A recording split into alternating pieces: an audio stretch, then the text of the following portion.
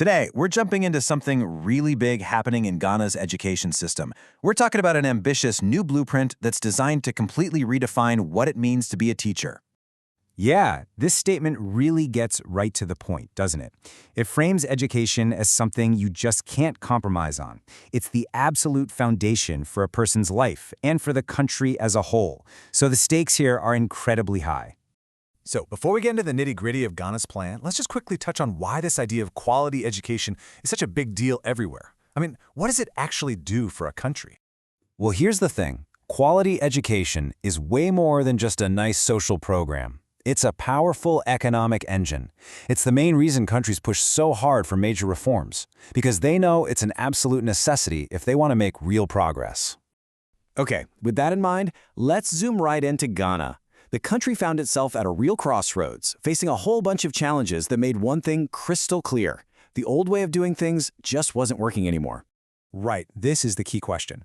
You know, it's one thing to talk about the dream of quality education, but it's a completely different thing to look at the reality on the ground and ask, okay, what's actually broken here?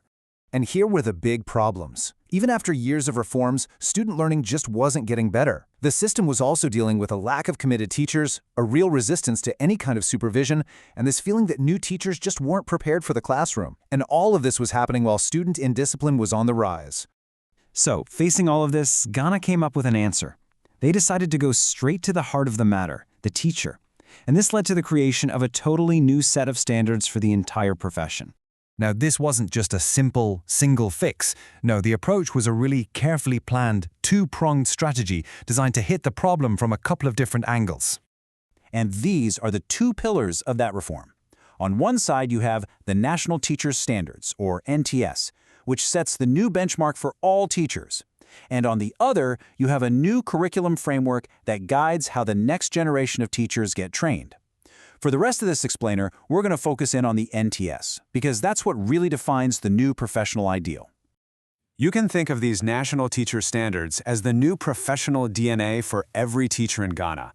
It's a really clear set of benchmarks that spells out exactly what a quality teacher needs to know, what they need to understand, and what they need to be able to do.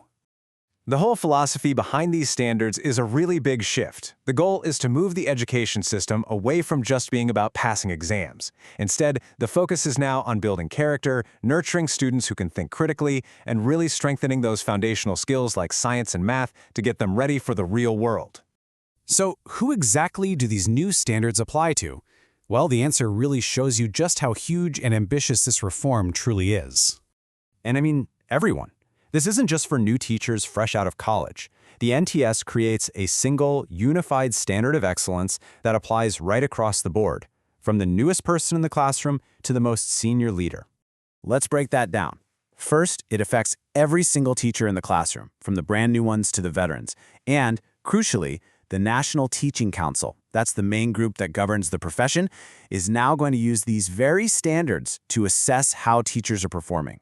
But it doesn't stop there. The standards are also reshaping the places that train the teachers. All the universities and colleges have to align with them. And the entire leadership structure, from district directors all the way down to head teachers and mentors in the schools, they're all using the NTS as their guide now.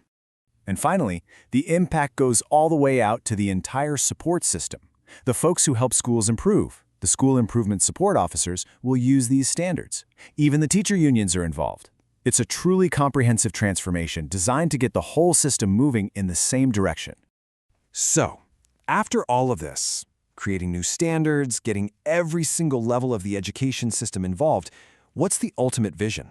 What does Ghana hope this new blueprint is actually going to achieve? At its heart, this whole reform is really about values. The goal isn't just to teach facts and figures, it's to make sure that every teacher is actively instilling Ghana's core principles in their students, things like honesty, integrity, creativity, and being a responsible citizen. And this national vision connects directly to a global one. The final piece of the puzzle is to achieve the UN Sustainable Development Goal 4.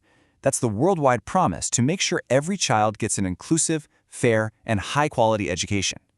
So Ghana is aligning its reform with the world's highest standard. And that leaves us with the big question, doesn't it? The blueprint is clear, the standards are set, and the vision is definitely ambitious. But will it all come together to build the future that Ghana's learners truly deserve? I guess only time will tell.